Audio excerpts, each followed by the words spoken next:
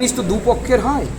যদি বিশ্ববিদ্যালয় কর্তৃপক্ষ মনে করে তখন আমরা কথা বলতে পারবো। আমি যেচে সেখানে গিয়ে এখনই কেউ যোগাযোগ করেছে? যেহেতু আমাদের রাজ্য সরকারের কেন্দ্র সরকারের বিশ্ববিদ্যালয় নয়, আমি যেচে সেখানে গিয়ে মাথা গলাতে বা নাক গলাতে চাই না। আপাতত ব্রাত্যবাবুকে সামলাতে দিন, উনি সামলাতে পারছেন না, সেটা আমরা দেখতে পাচ্ছি।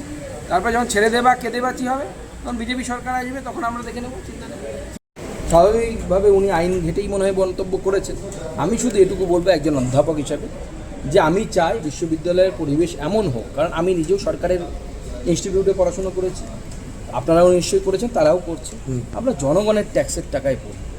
যে লোকটি রাস্তার ধারে ঠেলা চালাতে চালাতে বা রিক্সা টানতে টানতে বিড়ি খাচ্ছে, তারও ট্যাক্সের টাকায় আমি করছি। সেই লোকটা চাই কি ভারত তেরে টুকরে হোক?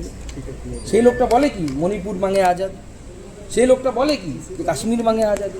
যদি তারা না বলে, আমার বলার অধিকার নেই, কারণ আমি আমার বাপের পয়সায় পড়ছি না, আমি আমার বাপের পয়সায় পড়িনি, আমি সাধারণ মানুষের পয়সায়। দেখুন, মুক্ত চিন্তা আপনি কি সত্যি সাপোর্ট করেন? তাহলে তো নুপুর শর্মার পাশে আপনাদের গিয়ে দাঁড়ানো উচিত ছিল, সেটাও তো মুক্ত চিন্তা ছিল। যাদবপুরের বলুন তো এই বিপ্লবীদেরকে। তো মুক্ত চিন্তা যদি ভারতের একটি অংশের স্বাধীনতা চাওয়া যদি মুক্ত চিন্তা হয়, তো নুপুর শর্মার মুক্ত চিন্তার গ্যারান্টি কে দেবে? আমি প্রশ্ন করতে চাই সেই সমস্ত তথাকথিত জায়মান বিপ্লবীদের, মাশরুমিং রেভলিউশনারিজদের, যে তারা কি মনে করে নুপুর শর্মার যে বক্তব্য সেটা মত প্রকাশের স্বাধীনতা ছিল? তখন তো আপনারা পিছিয়ে যান। তার মানে আপনারা হিপোক্রাসি আপনাদের মধ্যে কাজ হচ্ছে। আর সবথেকে বড় কথা আমি যেটা বলছি, যে বিশ্ববিদ্যালয়কে এই বিষয়ে সচেষ্ট হওয়া উচিত। ভারতবর্ষের অন্যতম শ্রেষ্ঠ বিশ্ববিদ্যালয়গুলোর মধ্যে যাদবপুর একটি।